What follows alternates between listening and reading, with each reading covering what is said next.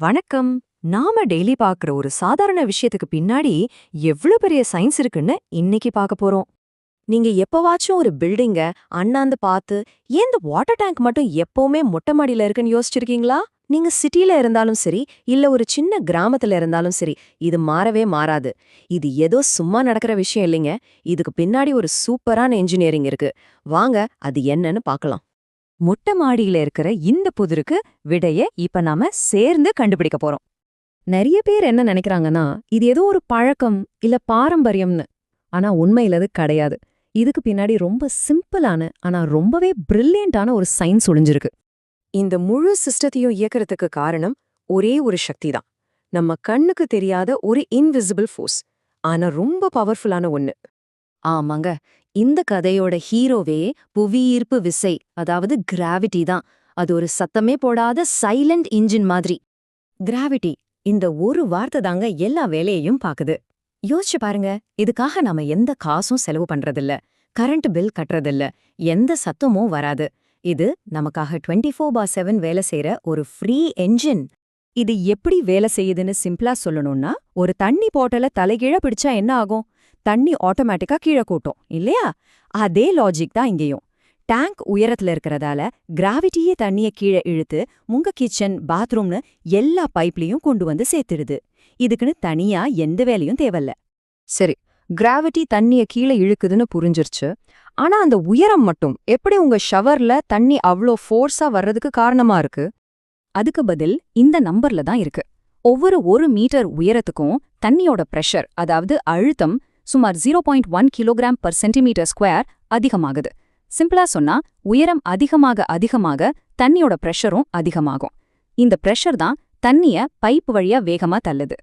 அப்படின்னா டேங்க் எவ்ளோ உயரமா இருக்கோ அந்த அளவுக்கு தண்ணி ஃபோர்ஸா வரும். ஒரு மலை உச்சியிலேருந்து தண்ணி கொட்டினா எப்படி இருக்கும்? எவ்ளோ ஸ்பீடா வரும்? அதே மாதிரி தான். ஒரு 10 மீட்டர், அதாவது கிட்டத்தட்ட ஒரு 3 மாடி பில்டிங் உயரத்துல இருக்கிற டேங்க் உங்க வீட்ல இருக்கிற எல்லா டேப்க்கும் தேவையான பிரஷர்ல தண்ணியை கொண்டு வந்துரும். இந்த கிராவிட்டியால நமக்கு தண்ணி பிரஷர் மட்டும் கிடைக்கல, அதோட சேர்ந்து ஒரு செயின் ரியாக்ஷன் மாதிரி இன்னும் நிறைய பெனிஃபிட்ஸ் கிடைக்குது. அது என்னன்னு இப்ப பார்க்கலாம். பாருங்க, இந்த ஒரே ஒரு சிம்பிள் டிசைன் ஒரே கல்லுல எத்தனை மாங்காய் இடிக்குதுன்னு. கரண்ட் கட் ஆனா கூட உங்களுக்கு தண்ணி வர்றது நிக்காது. மோட்டார் ஓடிக்கிட்டே இருக்க தேவையில்ல. அதனால கரண்ட் பில் மிச்சம். ஒரு தடவை டேங்கர் நிரப்பிட்டா போதும், நாள் முழுக்க தண்ணி கேரண்டி. அது மட்டும் இல்ல, தரையில இருக்கிற அழுக்கு, தூசி, பூச்சிகள் எதுவுமே தண்ணில கலக்காது. அதனால தண்ணீர் சுத்தமா பாதுகாப்பா இருக்கு. பெரிய அபார்ட்மெண்ட்ஸ்ல எல்லாம் ஒரே ஒரு பெரிய டேங்க் இருந்தா போதும், கிராவிட்டி எல்லா வீட்டுக்கும் தண்ணிய கொண்டு போயிடும். சரி, இந்த மொத்த சிஸ்டமும் வேலை செய்யறது பின்னாடி இருக்கிற முக்கியமான சயின்ஸை இன்னும் கொஞ்சம் டீப்பா பார்ப்போம். மொட்டை மாடி டேங்க்ல இருக்கிற தண்ணிக்குள்ள ஒரு எனர்ஜி ஸ்டோர் ஆகி இருக்கு. பிசிக்ஸ்ல இத பொட்டென்ஷியல் எனர்ஜி, அதாவது நிலையாற்றல்னு சொல்லுவாங்க. நாம பம்பு போட்டு தண்ணிய மேல ஏத்தும்போது அந்த தண்ணி இந்த எனர்ஜிய சேமிச்சு வச்சுக்குது. நீங்க எப்போ டேப்பை திறக்கிறீங்களோ அப்போ அந்த ஸ்டோர் ஆன எனர்ஜி கைனடிக் எனர்ஜியா, அதாவது இயக்க ஆற்றலா மாறி தண்ணி வேகமா வெளியே வருது. சோ சிம்பிளா சொன்னா, இந்த வாட்டர் டேங்க் ஒரு நேச்சுரல் எனர்ஜி ஸ்டோரேஜ் மாதிரி வேலை செய்யுது. இத இன்னும் நல்லா புரிஞ்சுக்க, இந்த வாட்டர் டேங்க ஒரு ரீசார்ஜபிள் பேட்டரி மாதிரி நினைச்சுக்கோங்க. நாம தண்ணிய பம்ப் பண்ணி மேல ஏத்துறது பேட்டரிய சார்ஜ் பண்ற மாதிரி. அதுக்கப்புறம் கிராவிட்டி அந்த சார்ஜை யூஸ் பண்ணி நாள் முழுக்க உங்களுக்கு ஃப்ரீயா தண்ணிய சப்ளை பண்ணுது. கரெக்டா? இது ஏதோ நேத்து இன்னைக்கு வந்த டெக்னாலஜி கிடையாதுங்க.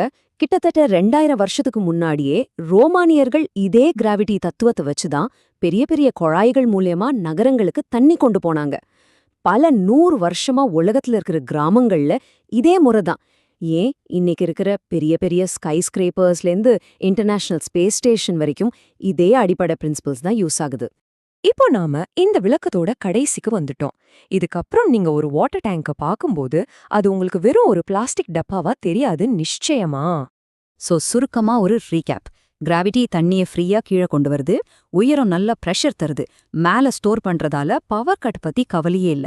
ஒரு டேங்க் மொத்த பில்டிங்குக்கும் போதும், அதனால காசு மிச்சம். தரையிலிருந்து தூரமா இருக்கறதால தண்ணி சுத்தமா இருக்கு. பாத்தீங்களா, ஒரே விஷயத்துல எவ்ளோ பெனிஃபிட்ஸ்.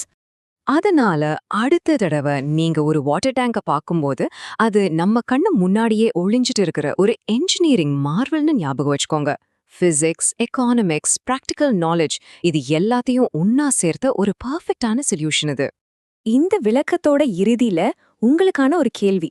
நாம டெய்லி பாக்குற ஆனா பெருசா கண்டுக்காத இது மாதிரி சிம்பிளான ஆனா ரொம்பவே பிரில்லியண்டான சொல்யூஷன்ஸ் வேற என்னெல்லாம் நம்மள சுத்தி இருக்கு?